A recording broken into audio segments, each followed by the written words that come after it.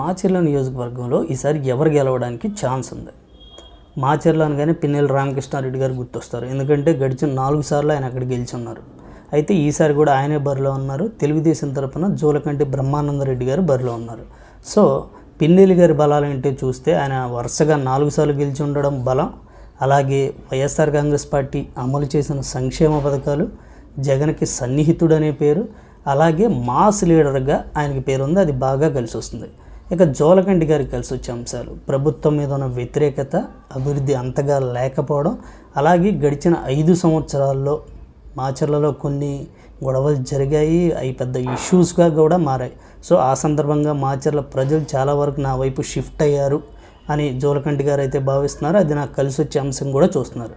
ఇప్పుడు అక్కడ ఎవరు గెలవడానికి ఛాన్స్ ఉంది? సో ఇద్దరూ మేము గెలుస్తామని నమ్మకంతో ఉన్నారు. గ్రౌండ్ రియాలిటీ అలా ఉంది.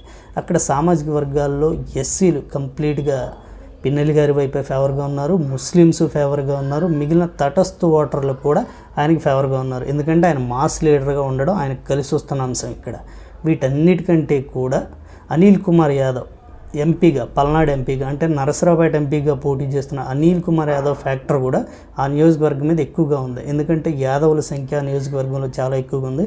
వాళ్ళందరూ కూడా పిన్నెల్లి వెనకాలే నడుస్తున్నారు. సో ఇవి బాగా కలిసి వచ్చి పిన్నెల్లి రామకృష్ణారెడ్డి గారికి మరోమారు అక్కడ అవకాశాలు అయితే పుష్కలంగా కనపడుతున్నాయి. అయితే ఇక్కడ జూలకంటి గారు మాత్రం ఖచ్చితంగా ఆయన మెజారిటీని తగ్గించబోతున్నారు. పోయినసారి 20,000 చేంజ్ మెజారిటీతో పిన్నెల్లి గారు గెలిచారు. ఈసారి ఆ మెజారిటీ భారీగా తగ్గిపోయి ఒక 2-3 వేలు, మ్యాక్సిమం 5,000 ఓట్ల మెజారిటీతో అయినా పిన్నెల్లి గారు గెలవడానికి ఛాన్స్ ఉంది. కానీ జూలకంటి గారికి అయితే అక్కడ అవకాశం లేదు. ఎందుకంటే హిస్టరీ కూడా అదే చెప్తుంది. 1999 తర్వాత తెలుగుదేశం పార్టీ అక్కడ ఎప్పుడూ గెలవలేదు. సో ఇక్కడ హిస్టరీ ప్రకారం చూసుకున్నా, అక్కడ ట్రాక్ రికార్డు చూసినా, పిన్నెల్లి గారికి ఉన్న మాస్ ఫాలోయింగ్ చూసినా పిన్నెల్లి గారి వైపు ఎడ్జ్ క్లియర్గా కనపడుతుంది. సో మాచర్ల నియోజకవర్గం వైసీపీ ఖాతాలో పడడానికి 100% ఛాన్సెస్ ఉన్నాయి.